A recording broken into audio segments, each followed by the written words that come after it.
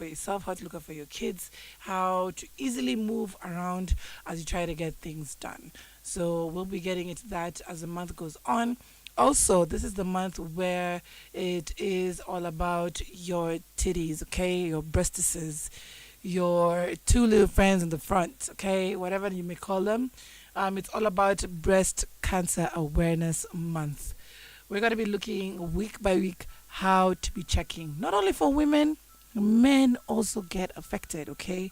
It's not a female only thing, okay? So the best thing to do is always do your checkups. Always try and see if your friends are okay, okay? We're going to be showing you how to be at least be checking for yourself at home, and then also organizing your visit to the doctor because it is very important. Hopefully, you know, you're okay. If not, early detection is better than actually going through it post. Okay, so always check because it has taken away a few of our loved ones, unfortunately, and it's something that can be looked into if looked into early enough. Now, yesterday at church, it was all about talking about patience. Okay, patience in a lot of aspects of our lives, not only when it comes to jobo, money, the things you want from God, they're not coming through. It's patience in a lot of aspects, and just trying to take account of your life as you try and navigate. Okay, so finding that peace is not only when things are working out. Okay, things have aligned, money is looking good in your pocket, like things are looking good. That's the only time you find peace. You find peace also when you're able to cast all your doubts, all your problems, and taking it a day at a time. So whichever deity you cast it to, just cast it there.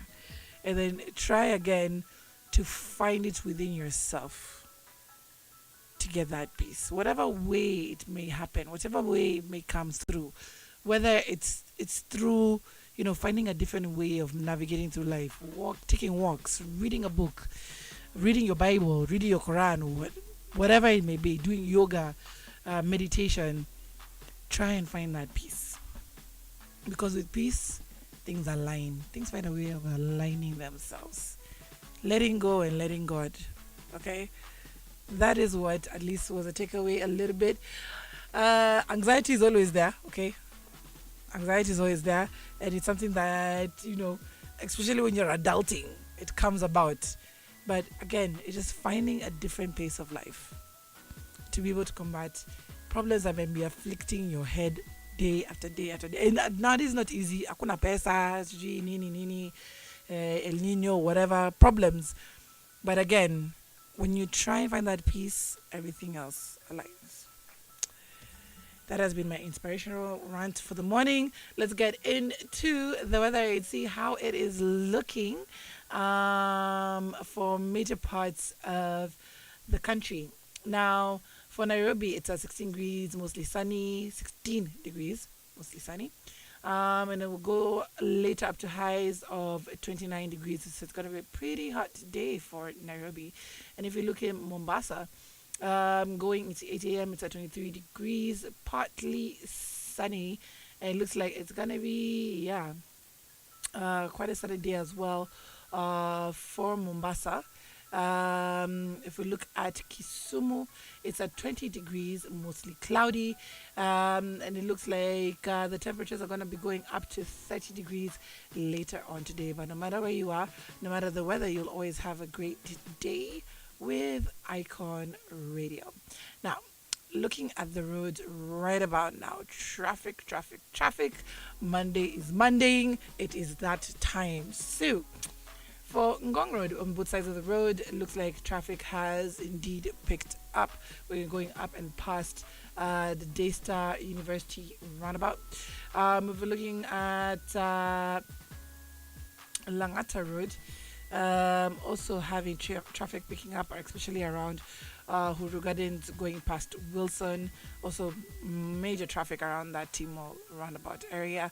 Nyayo Stadium is still, consistent, always, keeping it around a time like this, nice and steady. So yes, traffic is a bit heavy. Lusaka seems to be moving, just small pockets of traffic just there about the roundabout, but it is moving. Bunyala Road, however, is not looking too good. Traffic, bumper to bumper. Taking a look at Jogo Road, traffic has indeed started, and yikes.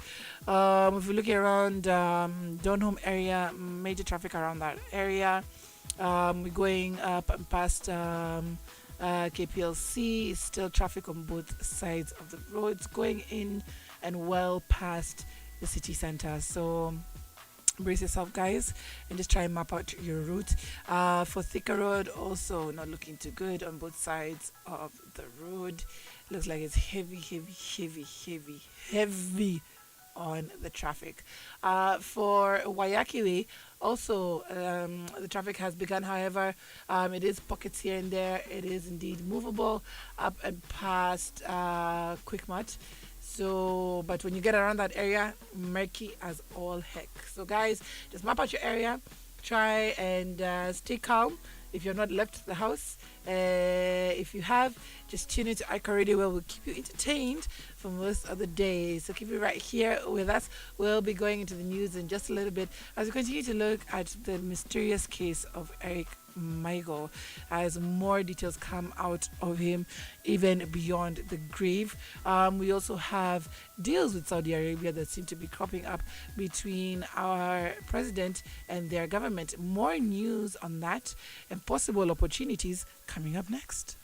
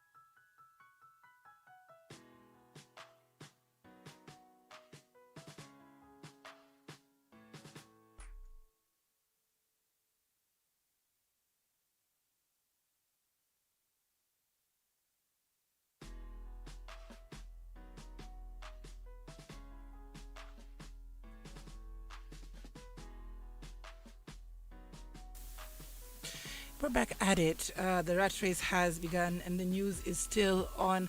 A lot of things have been going on over the weekend, including the service for Eric Michael.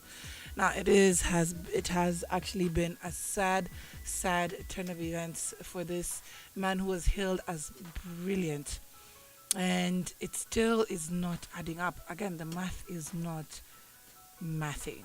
Yeah. So a lot has been said, a lot has been done. Um, I remember last week the teenage suspect um, was arrested. She said she had left the house due to a dispute with who she says is her guardian. Other reports says that that is her mother, and apparently the dispute was over food, according to her mother, stroke guardian, wherever she is in her life. And she gave her account of what happened when she went, when she came back, and it's all just a sense of shock for everyone. I remember I was sitting at some point in my parents' living room when I visited them, and my dad looked at me and he was like, "Do you really think a teenage girl would have been able to do that?" Well, I've been watching a lot of crime series, a lot, way too much for my own good, and it is possible. Possibility is there, but how would she have been able to overpower this man? Like, it's just a lot, and I hope our forensics will be, at that point where we're able to actually explain this. Speaking of murder mysteries, I was actually watching the murder trials, the Murdoch trials. Okay, you can watch it on what's it called, on Netflix. And it's talking about this wealthy lawyer who happened to kill, not even happened, killed his wife and his child, based on maintaining a legacy of which was already marred with issues of drugs and conspiracy to commit fraud and defrauding his own family firm, stealing money. So when one story came out, it unraveled all too much that shouldn't have come out for this particular lawyer. And he was like, "Nah, I'm not going down like this. The people who are messing me up are my family, take them out." Okay. So literally within that, the second series of it is when now they actually showed the 3D imagining of how it actually played out, how the son went down first, then the mother, blah blah blah. I don't want to give too many spoilers, but again, that's the point at which, if you're able to show reenactments, if you're able to show how exactly it might have happened, because two knives were found in his bedroom. Okay, so now there is claims from her that it happened because she claims she was sexually assaulted. She claims that Eric did stuff to her, and that is why she did what she did. But now the family has come out, and this story has been floating around, and I heard it myself. About it to do with where he worked. It kind of like came together of what happened to him came together as a result of where he worked. Okay, there was claims of a lot of toxicity. There were claims of a big meeting that was supposed to be coming up within the next week. There was one that I think already happened that week. Those claims of another one happening in the next week, and it just brought a lot of questions as to what exactly happened. Now, his family is helping Eric Maigo speak from the grave and are giving details as to exactly what he said before he passed. Now, this is a man who had a great job before he went on to where he was working at the Nairobi hospital. Apparently, according to his family, he was working at Britam. Now, the family strongly expressed their objection at what they termed as a spirited campaign to paint their murdered kin as a womanizer, noting that there could be more to this murder. Now, one of them said, "He talked to me and told me that the place is extremely toxic. Now that is Nairobi Hospital. The young man had a good job at Britam. Do you want him to go to the mess at Nairobi Hospital? I am one of the people who convinced him. I didn't know it would come to this. Now this was I think the uncle who actually spoke on this, and he actually talked about it live at the burial service and was like, there is more to this story. It's not like what it's made to seem. It's not like he went picking up chiles from the club or blah, and that would led to whatever happened, that he was a womanizer, he attacked somebody. No. They're saying this is a murder mystery and it's shared around where he worked. Now, Abel Chari, the family representative, maintained that the reports on Michael's death were one-sided, malicious, and crafted in a way that hurts the deceased's reputation. He said, all the lawyers here, please do not let this lie down. Please come together and build a strong case. We want to know the truth. He was a junior staff. Where was his story covered like a cabinet minister? That is a big question. We have heard, watched, and read a lot about him, and we are shocked. As a family, we are still in so much pain. We want those who publish the live pictures of the suspect scaling the perimeter wall to also show us when Michael entered his house and with whom. There's no need to lie to us because we are all learned. They should share Michael's last moments the same way they shared the suspect escaping. A lot of accusations lying around, going back and forth. There is a lot of mystery shrouded around this particular death. Of course, it was really hard to see his community just mourning him, his family. It was hard. It was clear to see how much he was loved, how much people had love and hope for him. It's just a lot. It's a lot. Again, I do hope that there is justice and of course an explanation as to what happened, and I do hope they get the forensics teams together and actually try and pin it down for us. And of course also the question is, where's the rest of the CCTV footage? What happened before? What happened after? Like, it couldn't haven't only been rolling during a certain time, or is it something that the DCI don't want to put out because it might impede with investigations? It's still a lot of questions that are reigning in the air right now. Now, moving away from that, we do have President Ruto, who over the last week advocated for people to go and work in Saudi Arabia. Of course, a lot of people raise questions and they're like, how? What do you mean? Have you seen our people coming back in caskets? And there's some who have managed to go and work and do well. Remember the guy who was at the metro station and he got mad endorsements. The people who have claimed that they've actually had good lives, worked with good families, worked with good firms, but the stories have been grim, as well as some which are being celebrated. We did have the young girl Diana, her second name escapes me, who was a domestic worker, and now she's doing much better, but she was emancipated by the time she came back. So all these questions are being raised, but it seems there is a big deal that is about to go down between our country and Saudi Arabia, as Ruto has been invited to sign labor transfer agreement. Now, President William Ruto on Sunday announced that he had been invited by the Saudi Arabian government for a high-level meeting kicking off next month. Now, speaking during a Sunday service at Deliverance Church in Langata, Nairobi, the president announced that during the meeting he will sign a groundbreaking labor transfer agreement, marking one of the most significant human capital deals in the history of independent Kenya. Now, he further disclosed that the Saudi Arabian government has provided assurance that Kenyan citizens relocating to the Gulf country will not be engaged as domestic workers. He says, I am going to Saudi Arabia to sign a bilateral agreement next month. They want 500,000 workers. Ruto further revealed that the government had inked deals, or rather has inked deals with several countries to export human labor. He said Kenyans will not be going there as domestic workers. We have negotiated so they are absorbed in semi-skilled, skilled, and professional jobs. The president disclosed that Germany has also requested for 200,000 skilled Kenyans. In the same vein, the president said that the UAE has already begun employing skilled professionals from Kenya.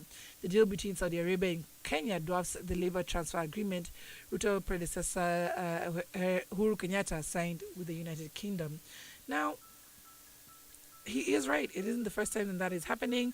Remember, there was the big gold rush for Canada, but unfortunately, there are reports now that Kenyans are not doing too well in Canada. They might not be welcomed in Canada, but there was a big drive between 2020 to 2022 to get Kenyans signed up for skilled laborers, for people within NGOs, whatever work you were doing, because of course their older population was more prevalent than a younger generation. Therefore, the skilled workers or workers who are able to work with it in Canada, the pickings were slim.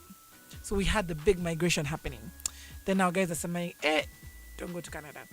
Now, there was also the big need for skilled people from Kenya, for the UAE, for Saudi Arabia, for the Middle Eastern countries, Jordan, you name it. But then again, bad reports were coming out. Guys were losing their lives. Guys were either coming back maimed or seriously ill. They were unable to send money to their people. Stories of sex trade, even in India. Just a lot of bad reports. And we still have people who are trying to go there till today, trying to seek jobs for themselves. Now, the only question remains, or that begs to be answered, how well will Kenyans be able to report cases of mistreatment, if any? I'm not coming from a negative side. I'm not coming from a pessimistic side. Although part of me is really pessimistic and really worried because of what has been always coming out of Saudi Arabia and the UAE countries. Again, not always. Not that. Let me not use that word. Has been sometimes coming out of there. But what does that mean for a lot of people? What does that do for a lot of people if they're unable to report? We do have 3 Kenyans in Malaysia who are stuck there. They're eating out of garbage cans. They are unable to leave because an agent claims that he's owed money. They are sleeping in stairwells. They don't know how to get out. How does our immigration officers help our people when they're stranded? How are they able to report? What systems are they able to use in case they go there and things don't turn out as well as they thought they would? Still so many questions need to be answered. I think as they sign these deals, I think, in my opinion, there needs to be a public gathering to talk really, really, truly about this.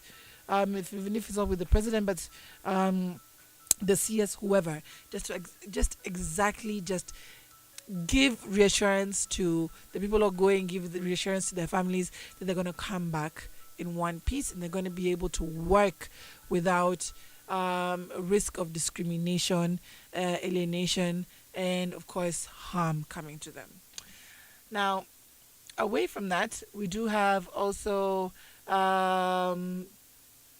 governors who are speaking as to AFCON. AFCON deal has been signed between the East African countries. It's a huge deal. Everybody's so excited about it. And Kenya is one of the countries. But the governors are calling out government for leaving out Nyanza and Western AFCON plans, as well as the state of our stadiums. Now, Kisumu Governor Professor Anyang' Nyong'o and his Kakamega counterpart Fernandez Baraza on Sunday issued a joint statement calling out the national government for excluding the Nyanza and Western regions in the African Cup of Nations hosting plan. Now, according to the governors, the government is planning to host the 2027 AFCON Games in Nairobi and Eldoret, excluding other regions from hosting the showpiece event. In their letter, the two governors noted that Kisumu and Kakamega should have been included in the AFCON hosting plans. They further noted that the government's decision to host the games in the two cities is likely to have a negative effect, including fans keeping off of the stadiums, especially in Eldoret, with the governors, which the governors claimed has fewer football fans compared to Kisumu and Kakamega. The two county chiefs further claimed that Eldoret, which is globally renowned as an athletics hub is not known for having a football culture. Hence, they claim that fans are unlikely to turn up for the matches. They further claim that the regions have been denied a chance to host the AFCON games because they are opposition strongholds. Their statement also referred to the neighboring Tanzania and Uganda, which they said have balanced key regions in their plans. Now, it's clear that these two governors are not too happy, and they're asking the government to reconsider the plans and make changes to allow the schedule to have a national outlook. Now, it also begs the question of, uh, again, are these cities, you know, ready for it? Kisumu is not too big, especially within the city center. I think there's a consideration for that. Also, there have been plans that have been put out to, of course, improve the stadiums, for example, Nyayo Stadium, Moi International Stadium, and Kichoge Stadium in Eldoret. So there have been plans to renovate and keep them looking nice and good, and of course, world class ready. Has that been a discussion within Kisumu and Kakamega? Has it been in discussion to improve these stadiums? Improvement of these stadiums have been happening since the last government. Okay, everybody has been waiting for them to be spruced up. Some have, Nyayo is looking better, blah blah blah. But there's always been that question of what happened to our 10 stadiums. So I think the conversation needs to be broadened as opposed to why not us. The question should be why us. They have tried to explain that, but also, are there plans for innovation? Are there plans to make it a smooth sailing ride for those who are going to be attending AFCON? All right, let's take a quick break. We'll be coming and finishing off with the news, including the issues plaguing Meru. That is. The people v its government, and of course there were performances where people were saying when you watch Nyonge. More stories on that coming up next. Hang on tight.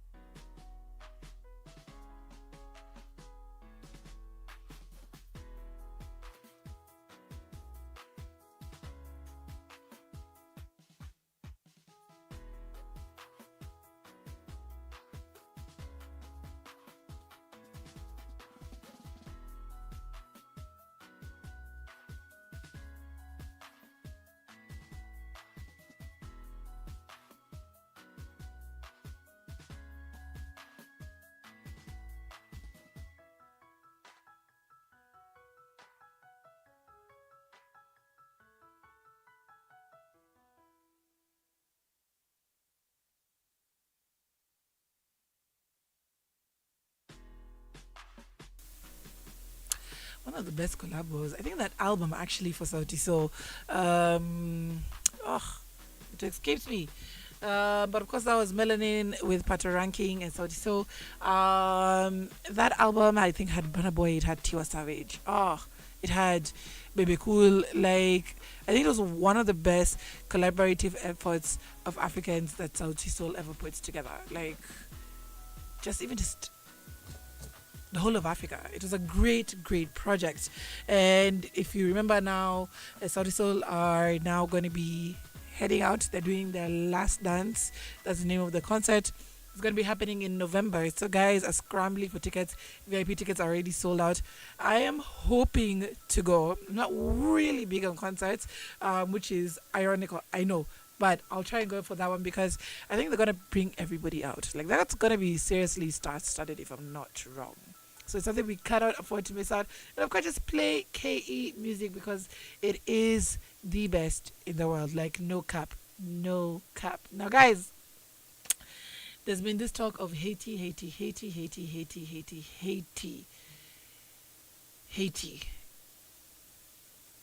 in regards to our country and crime. And it seems like it's pretty brutal. Now, there's a history of gang dominance in Haiti, and it has seen four presidential assassinations. And now this report comes out after the government made a move to send 1,000 police officers to Haiti to restore normalcy to the Caribbean nation. Critics and Kenyans have questions whether police officers will achieve their mission, considering reports that gangs control 80% of the country. Now, this is a country that also saw Wycliffe Jean trying to get into the presidency, did not succeed.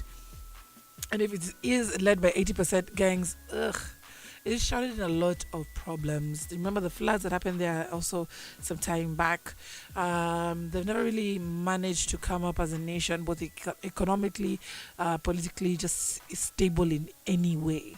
Now, although reports indicate that Kenyan police officers will not actively battle the gangs and will instead guard key government infrastructure, including airports, seaports, and main roads, questions have emerged on the capacity of the Kenyan law enforcement to deal with the vicious gangs if such a situation presents itself.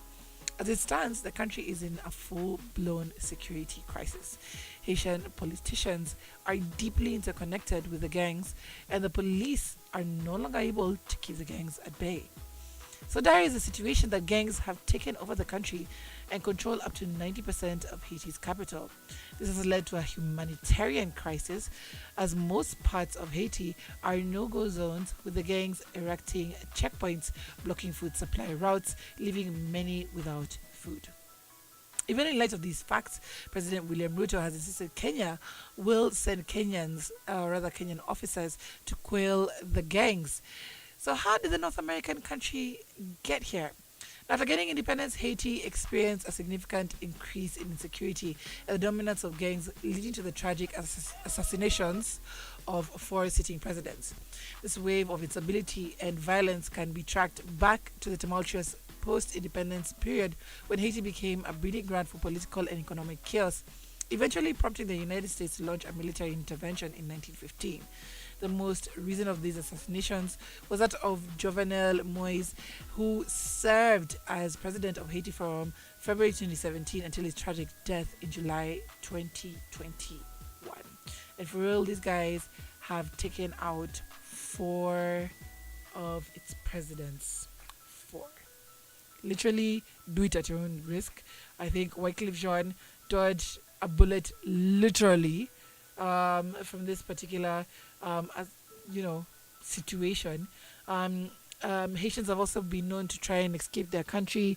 Remember that grueling scene in which, when they were trying to cross the border into the United States, they were being whipped on their backs while they were carrying their children by the U.S. troopers. It was just horrible scene. So, of course, we do pray for Haiti. We pray for stability. They haven't seen stability since their independence, and it's something that everybody wishes for. Peace happiness, stability. And hopefully also our troops will be able to manage the situation over there, but it seems like could be a daunting task. Now finally we finish off with our people in Meru. Now Meru, oh Lord, Meru. Meru again, it's just been like a court case. It's been the people, their governor Kawira Mwangaza and her husband. Like it has just been a spree of, you take me on, I'll take you on. Okay, none of us is gonna rise above the other. If you go low, I'll go lower.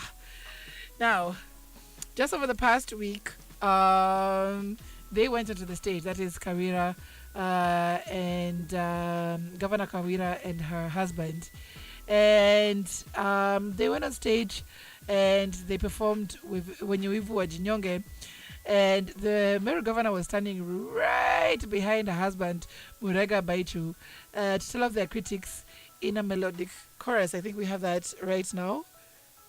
Just take a listen.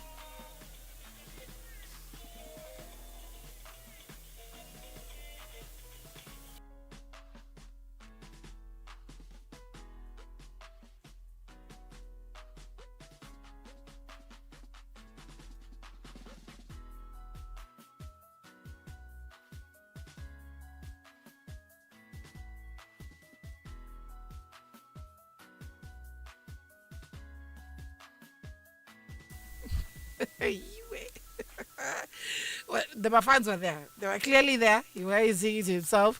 Of course, everybody loves a good game of politics, but my word, my word, my word. Now, I remember that song was previously done by Saida Karoli. It was remixed, Prezzo and Saida Karoli as well. Huge track. I think I'm gonna look for it so we can play it. Absolutely loved it. So that he took that and kind of just like made it into his own, speaking about their politics and putting in the problems and the woes that Kawira has been having, and saying, when you weave what you want. Now, Deputy President Rigathi Gachagua on Sunday announced that the Kenya Kwanza leadership, including President William Ruto and himself, will not interfere in Meru wrangles that have threatened to bring the county to a standstill. In other words, not my monkey, not my circus. Now, speaking at a church service at the Methodist Church of Kenya, Kaelo, Meru County, the deputy president said the Kenya Kwanza leadership will not let local politicians handle the matter themselves. Or rather, will let them. Actually, he will let them. And he said, we have talked with the governor, deputy governor, and all leaders, and we have all agreed that this is a Meru problem. The deputy president revealed that even church leaders have requested him and the president to keep off the wrangles. At the same event, the deputy president also threatened to expose Mount Kenyan political leaders being used to divide the region. He said, I would like to request the governor, deputy governor, Senator Mithika Linturi, church leaders to sit and decide what is good for the region. The event was attended by a host of Meru leaders, including the area governor, Kawira Mwangaza, Agriculture Cabinet Secretary Mithika Linturi, Meru Senator Murungi Kadhuri, as well as several MPs and MCAs. He goes on to say, "It's my desire that my dear brothers and sisters, you make peace for the development of this county. I request you, with due respect, as a political, religious, and elders, to sit down and bring peace." Now, the wrangles are so bad in Meru that a section of Meru County MCAs have threatened to table another impeachment motion against the county chief after lodging the first one in December 2022. Now, this is also, again, it comes after they did the impeachment, they tried, they failed, she was back in, okay? Now they want to try and do another one. Like, it's so bad between them. I think it's not even between them, it's between them, her and her husband. Like, it's it's a real war, and it's turning out for her to say, like, literally, like, mtadu. You tried before, it didn't work out. Here I am again, still standing. Mtadu. So of course I'm here with my popcorns trying to watch how this all plays out. It is unfortunate for the people of Mary because of course sometimes these things just, the sideshows hamper on development. But for those who are outside of it, it serves for good drama. So let's watch how it goes again as we continue to watch the people v Kawira Mwangaza. All right. You can, of course, change to any of the conversations that are going on the show, or +254 788 38 0030. We would love to hear your opinions, your thoughts. You can also check us out on Icon Radio KE platforms across the board. We'll be checking into our Innovation Monday topic of the day, and soon after that we'll be going into our request hour. So send in your requests. I know also there are a lot of students who are sitting for their neck exams today, so if you want to lift them up with a word of encouragement, this will be the time. Hit me up if you want me to do a call out, salams, birthday messages. We can do it. All you have to do is let me know on our WhatsApp number, as well as any of the Icon Radio KE platforms. I got you covered.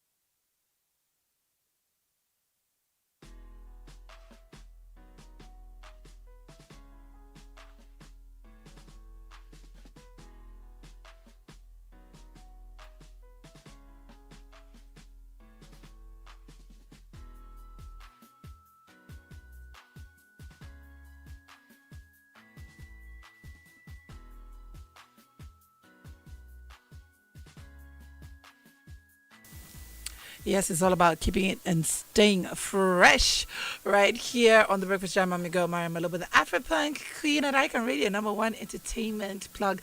Now, we're going to be going quickly into the Innovation Monday topic of the day as we set to hear news at the top of the hour. Now, mobile phone addiction has created a lucrative way for a particular joint to make money while entertaining their people. Now, it has birthed a lucrative power bank renting business. Now, a Chinese investor has partnered with third parties to offer the service in a revenue sharing arrangement. The rental mobile phone charger is one of the features of the sharing economy, like ride sharing with a taxi hailing firm or home sharing for Airbnb. Now, the Art Club is one of those swanky new nightclubs that colorfully adorn Nairobi's nightlife. No endorsement. Now, here, like in many other nightclubs in the city, partying on a Saturday afternoon starts rather slowly and unceremoniously. Now, when you check out the club from about 4:30, there are just a few early customers silently, just listening to music, sipping away. But there is this yellow exotic looking contraption on the left side of the entrance of the club that caught a lot of people's attention. So the thing that is actually there, that shiny yellow thing, is actually a rental mobile phone charger or phone charger dispenser. Now, this has been there for quite some time, actually. Quite a few clubs have had it from, Roadhouse, you name it. So it's this huge box-like thing that you're able to actually pay like for 100 bob, I think, an hour, and you plug in your phone and you leave it charging as you go about your business, your drinks, your time with your peoples. And then when it's done charging, you chamoy and you go about your night. You don't have to worry about, oh, my phone will go off. How will I call an Uber? How will I get to my friend? Nope. Because the charging business is right there. Now, the rental mobile phone charger is one of the features of the sharing economy. And developers of the rental mobile charging station are seeking to tap into the phone ogling craze where every app heavy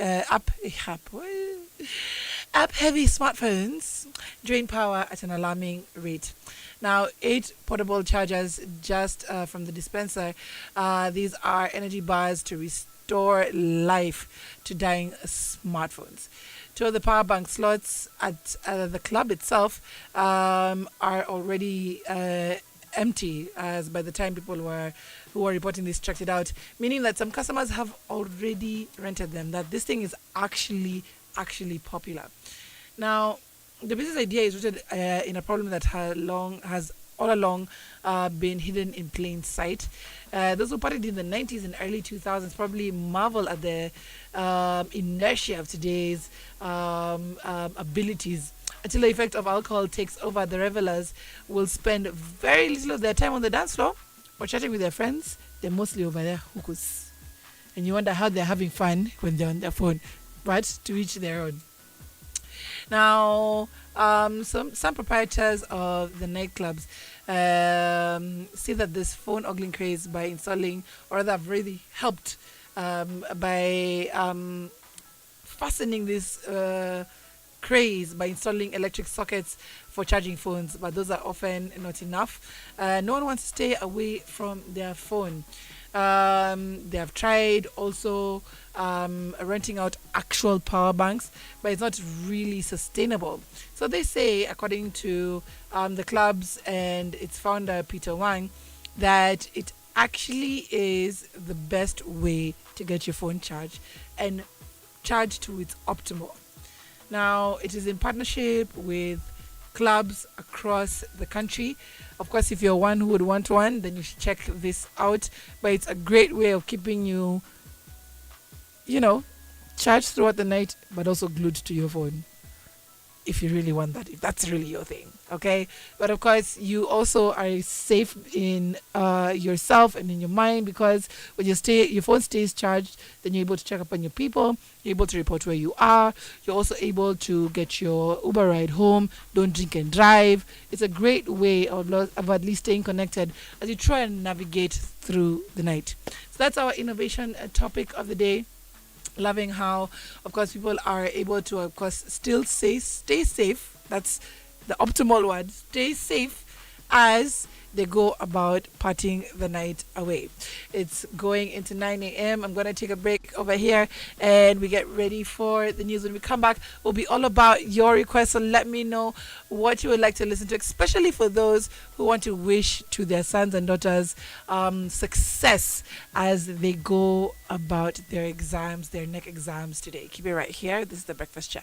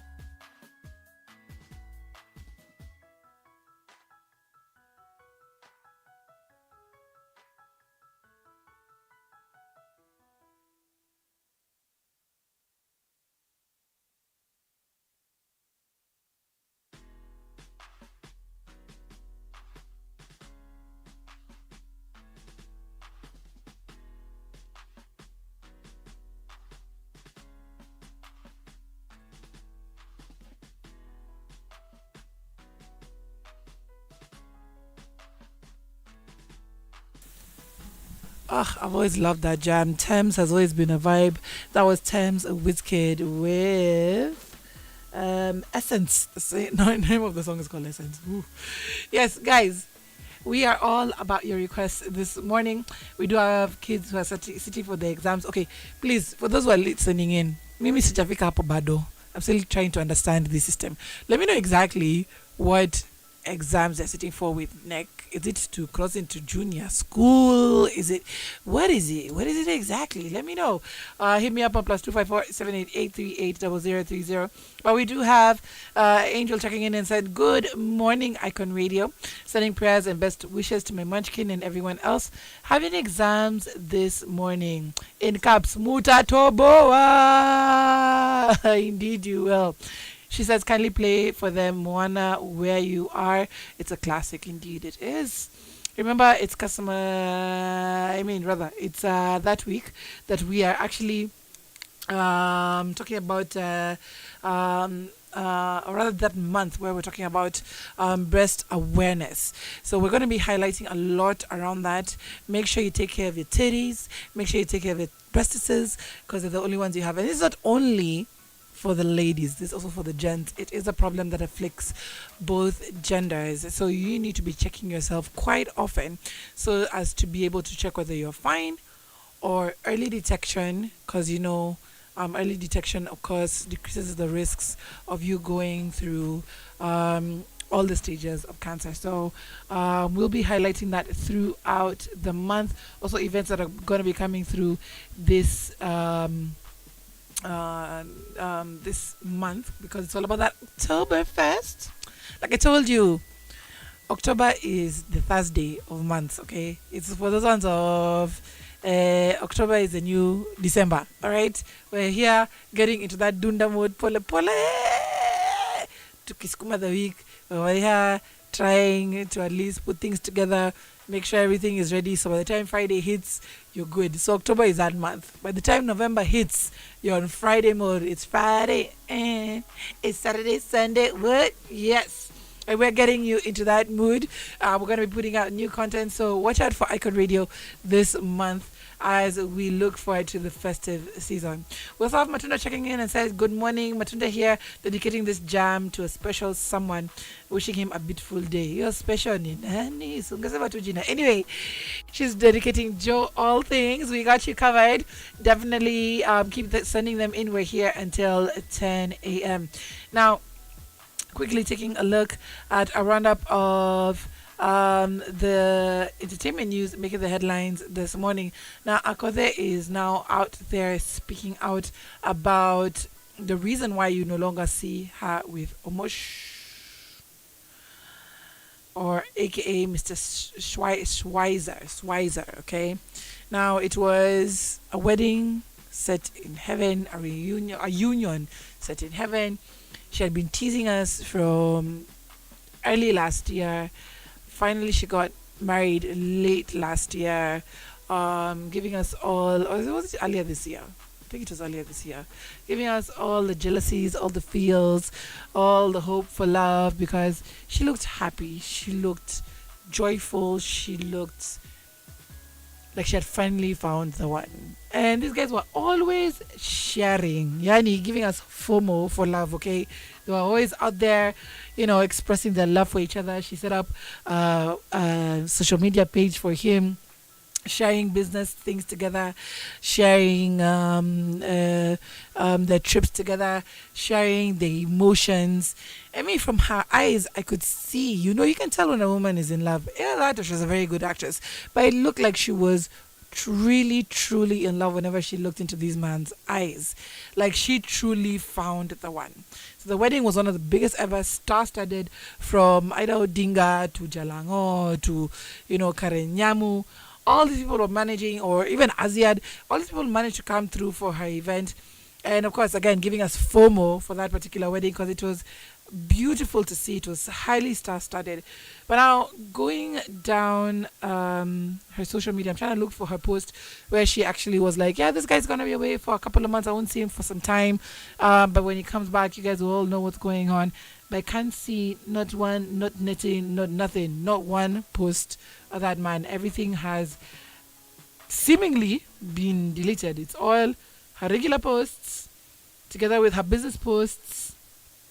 Nothing, no indication of this man being in her life. So you tend to wonder what exactly happened. Well, she did put out a statement, and she does allude to the fact that she has a chanad with the mush.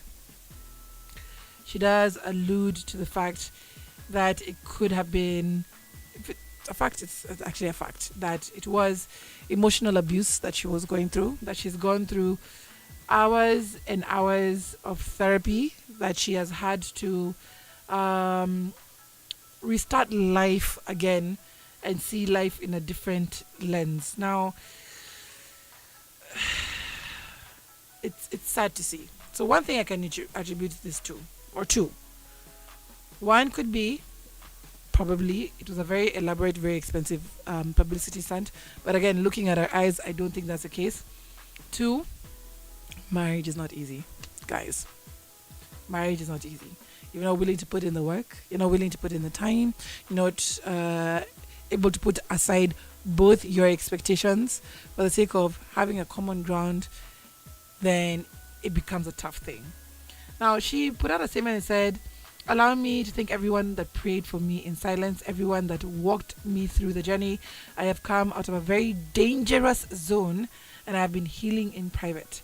I'm on my second month of therapy. The trauma I went through after finding out the truth and some ugly stuff that left me shaking. Went days without food and no sleep, questioning and answering myself. It has been very heavy. Some days a night will just break into a day without me looking outside the window, guessing, or rather, looking outside the window, guessing at nothing. I would be shaking for reasons I can't explain, and just remember I still had work to do, a family and an empire to protect. I still had to put on a strong face and entertain my fans." So she's thankful to a lot of people, and one of them is Nelly Oaks, her manager, and who she also calls her best friend, who has seemed to fully resurfaced into her life. So she goes on to say she started monitoring her behaviors. She realized she was breaking down quite often for no reason, even just a simple interview, and she became emotionally unstable. And she couldn't understand why. And she never knew at the time about emotional abuse until she started therapy. So she says she has spent a lot of money, and this was due to shaking, loss of energy, appetite, sleep, panic attacks, and even lost motivation in doing things she loved to do. So she's requested for calm, she's requested for prayer, she's requested for privacy. She says it might be fodder for gossip, but she wants time to go through this, and once everything is okay, she's able to enough to talk, she'll tell us about it. So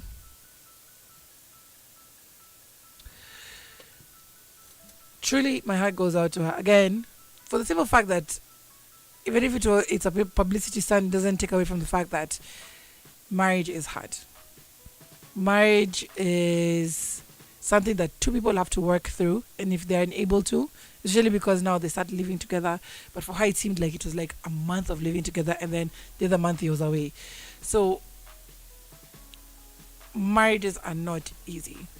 So maybe give her time, give her grace, yeah. And if it was a publicity stunt, it is unfortunate.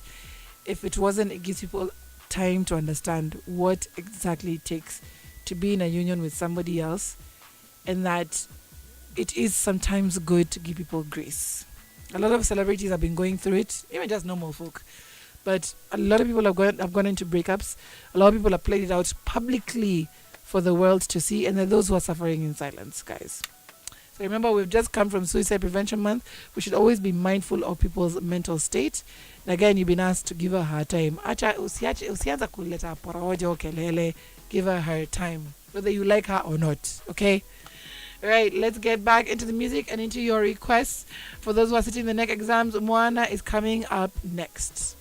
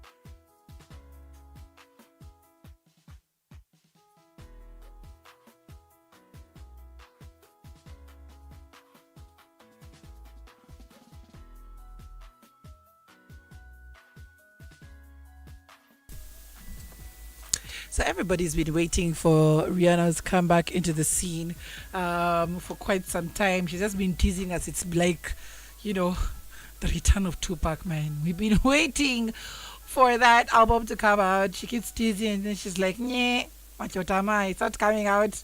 Relax your bums. It's not happening." If it does, I'll let you know.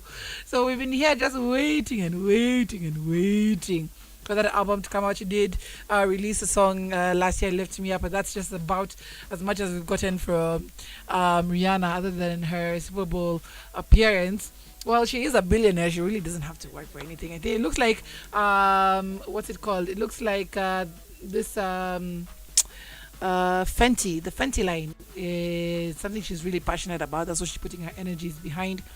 And I get it. Sometimes, like, the music business can be draining, but man, she could just leave us with just that one iconic album. But of course, also having kids back to back, it can be easy getting that work in. So driving online, driving makeup, clothes, and then now getting into the studio, finding inspiration for that. Being a mother is a job, 24-hour job in itself, whether you have help or not.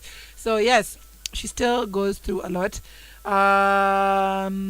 And we're still hoping. We're still here, twiddling our hands, twiddling our thumbs, and wishing on a prayer that she'll come back. Now, there was information rife over the weekend in regards to the mystery behind Tupac's murderer. Okay, now remember Tupac was gunned down in the middle of the street in Los Angeles as he was coming out of a fight night. One of the most horrific times in hip hop history. And he was just gunned down in the middle of the street. Like, nobody knew who it was. And it happened when he was with Suge Knight, his manager at the time. And they were side by side in that particular car. Now, years later is when it turns out that the particular guy, who goes by the name Keith D, was finally found. Now, I remember earlier, I think it was last month or the month before, it was revealed that the cops were chasing a new lead, that something had come out, and they were now looking for the killer because there's a lead. Either somebody snitched or whatever. I don't know. There was a lead into Tupac's murder, and now he was finally captured. Finally. So of course, not too much information has come out, but of course, after this, it still brings out a raw time for the family. It still brings out an emotional time for the family, but it also brings up a time for them to find healing. Now, this arrest happens to a man who is now in his 60s, guys, in his 60s. Now, Tupac Shakur's sister, Secure Set, shared a statement saying, "There is no doubt a pivotal moment. The silence of the past 27 years surrounding this case has spoken loudly in our community. It's important to me that the world, the country, the justice system, and our people acknowledge the gravity of the passion of this man, my brother, my mother's son, my father's son. His life and death matters and should not go unsolved or unrecognized. So yes, today is a victory, but I will reserve judgment until all the facts and legal proceedings are complete." She concluded saying, "There have been multiple hands involved, and there remains so much surrounding the life and death of my brother Tupac and our Shakur family overall. We are seeking real justice on all fronts." Now, law enforcement officials held a press conference revealing Davis gave them reason to get back on the case in 2018 when he started doing interviews, and eventually wrote a book detailing his involvement in the murder. As in, talk about framing yourself. Now, officials say once they executed the search warrant, they were able to present the new evidence to a grand jury who made the decision to indict Davis with one count of open murder with use of a deadly weapon with a gang enhancement. Tupac Shakur was murdered 27 years ago, and there's finally been a major update in the case. Now, he did a full interview on Vlad TV, which I am going to be watching after this. I'm just, I usually take time after I'm done with the show to, relax, take stock, blah, blah, blah. And I usually like either take a walk or sit down and watch something. So this is what I'm going to be watching. The Keith D full interview on Vlad TV. Definitely something worth watching. Now, he's a former Crip and claims to be the uncle of the late Orlando Anderson, who's been suspected, at least on the streets, to have been the shooter. Orlando is also the man who got into the fight with Tupac and his crew inside the MGM Grand right after a Mike Tyson fight, and shortly before the fatal shooting went down just off the Vegas Strip. So this guy was like, yeah, I know what happened. Yeah, I might have been involved. Yeah, I gave the details. And now he's selling a book which will sell out.